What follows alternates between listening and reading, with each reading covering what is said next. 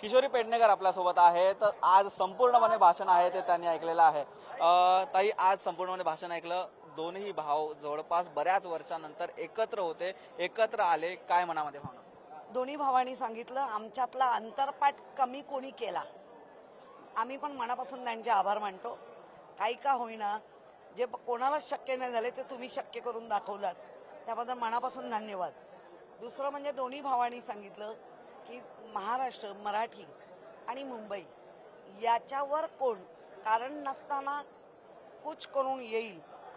महाराजांचा इतिहास अगदी आपण जर ज्ञानेश्वरी माऊलींचं पाहिलं तर ज्ञानेश्वरी माऊलींना त्यावेळेला सांगण्यात आलं 500 वर्षापूर्वी पैठणला जा आणि शुद्धीपत्र घेऊन या। आज पण तेच होतंय, पण त्या माऊली होत्या। माऊलींकडनं आम्ही काहीतरी शिकलोय, आम्ही आमचा आज शुद्धीपत्र दिलंय। मराठीचा, महापालिकेचा, महाराष्ट्राचा असं देखील वाक्य आपल्याला स्टेजवरून पाहायला मिळालं। कसं बघता आणि कशा प्रकारे तयारी असते? बघा, बाराखडीत बघितला तर नंतर येतो, त्याच्या आधी ग ग ग कशातला बघा ना, बाराखडी वाचा, ग गा घी घी गु सगळं येतं ना। मराठीतलाच असणार, महाराष्ट्रातलाच असणार, मी मराठी मधला असणार।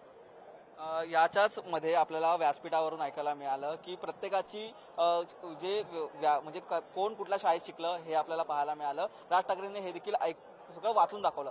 त्यामध्ये स्वतः बाळासाहेब ठाकरे असतील किंवा मग श्रीकांत ठाकरे असतील हे इंग्रजी माध्यमात शिकले, परंतु असा काही फरक पडतो का? किंवा मग काही मराठीमध्ये शिकलो की ना, आदित्य साहेबांवरना जास्त टार्गेट केलं, पण आदित्य साहेब हे कायम असं लिखित मराठी बोलतात आणि तेवढ्याच उच्च प्रतीचं इंग्रजीही बोलतात आणि तेवढ्याच प्रतीने हिंदीही बोलतात, कारण याच्यामध्ये दुमत नाही।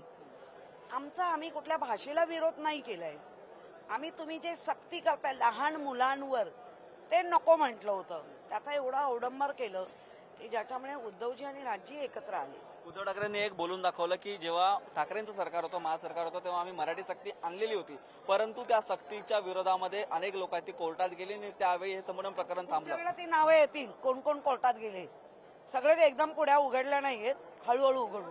म्हणजे आता ट्रेलर होता, पिक्चर सुरू झाला, क्लायमॅक्स आणि सगळं काही बाकी, सगळं बाकी आहे आणि चांगलंच आहे महाराष्ट्रासाठी, मुंबईसाठी, मराठी माणसासाठी। आपण विचार करा, ज्या गोष्टी आज पडद्याच्या मागे आहेत, तुमचं मराठी आणि हिंदी चॅनलमध्ये केवढी लागलीये, का लागावी? तुम्ही महाराष्ट्रात आहात ना, तुम्ही चॅनल चालवताय ना, पक्ष राहिले बाजूला, मग तुम्हाला मराठी चॅनल बंद करायचे आहेत का?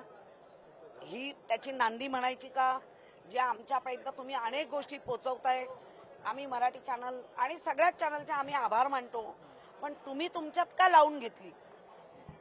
नक्कीच भविष्यातलं पाहायचं झालं तर, शेवटचा प्रश्न, भविष्यातला पाहायचं झालं तर हा प्रवास कुठून आणि कुठपर्यंत आणि केव्हापर्यंत? हा दिल्लीपर्यंत असेल। नक्कीच मोठं विधान या ठिकाणी आहे ते आपल्याला ऐकायला मिळालं। हा जो प्रवास आहे तो दिल्लीपर्यंत असण्याचं देखील जे संपूर्णपणे स्वप्न आहे ते या ठिकाणी सर्व शिवसैनिकांनी पाहिलेलं आहे। जर्नलिस्ट समीर शेळकेसह निखिल वानपुढारी, न्यूज मुंबई।